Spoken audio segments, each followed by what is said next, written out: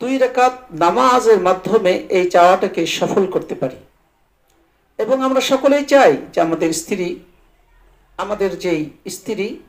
আমাদের প্রত্যেকের স্ত্রী যেন এমন হয় যেন সে তার স্বামীর অনুগত থাকে। অনুগত থাকার অর্থ হচ্ছে সুখ আর শান্তির মধ্যে যেন থাকে, কি বলেন? তো সেজন্য আল্লাহ রসুল সাল্লাল্লাহু আলাইহি সাল্লাম উম্মতকে আমল শিখিয়েছেন। এই আমলগুলো যদি আমরা একটু কষ্ট করে করতে পারি, তাহলে আমাদের দিন ও দুনিয়া দুটিই সুন্দর হয়ে যাবে। সুবহানাল্লাহ। এই জন্য কষ্ট করে আমরা 2 রাকাত সালাতুল হাজত নামাজ পড়ব। 2 রাকাত সালাতুল হাজত নামাজ পড়ার পরে, এটি নফল নামাজ, যে আমি 2 রাকাত সালাতুল হাজত নামাজ পড়ার নিয়ত করছি, আল্লাহু আকবার। তারপরে স্বাভাবিক নামাজের মতোই 2 রাকাত সালাত আদায় করবে, ডানে বায়ে সালাম ফিরিয়ে।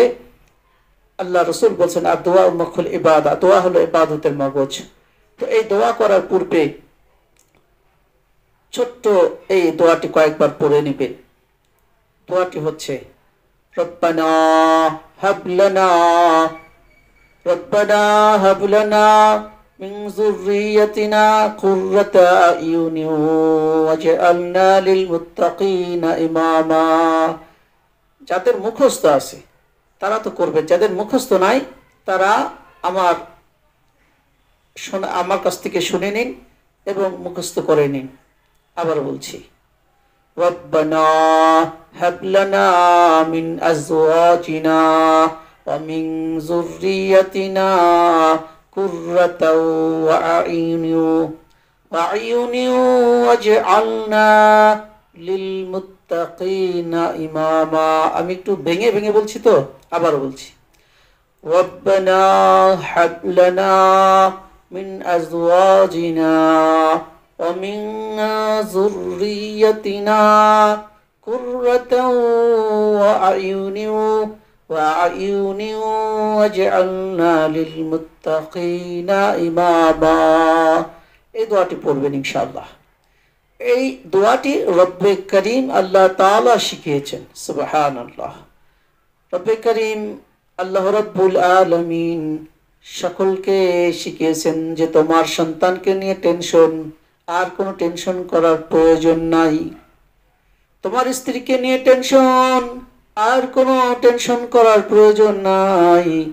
এই দোয়াটি পড়ে নাও ও আমার উম্মত। তোমার স্ত্রীকে দেখে তোমার চক্ষুটা শীতল হয়ে যাবে।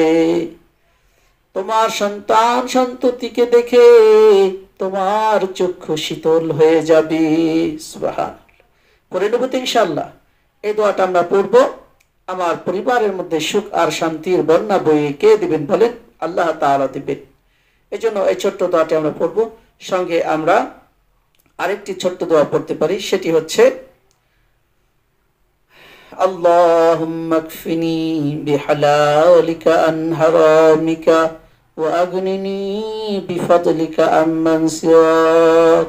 আল্লাহুম্মা কফিনি বিহালালিকা আন হারামিকা ওয়া আগনিনি বিফাদলিকা আম্মান সিওয়াক। করব তো ইনশাআল্লাহ।